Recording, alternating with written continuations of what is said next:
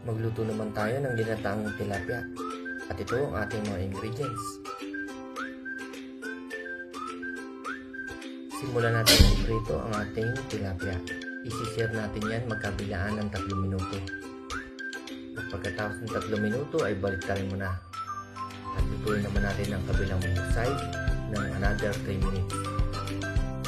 Pagluto ng isda ay bawasan natin yung mantika, tapos dyan na rin natin ipiprito ang ating talong. Ayan. Tapos pagkatapos nyan, magigisa tayo ng luya, bawang at sibuyas. Halu-haluin mo lang para lumabas ang amoy. Pwede na natin lagyan ng cubes at paminta. Maglagay na rin tayo ng 2 basong tubig. Ilagay natin ang ating kukumama. Tapos halu-haluin mo lang, tapos ilalagay na natin ang ating special ingredients na bagoong balayan.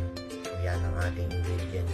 Ilagay tayo ng 1/4 cup yan. Tapos ilagay na natin ang ating tilapia, pechay at siling green.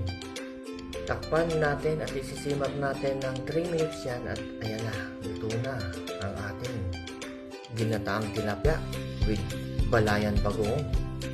Ilagay na natin yan sa lagyanan at ako'y gutom na. Tara, kaya na.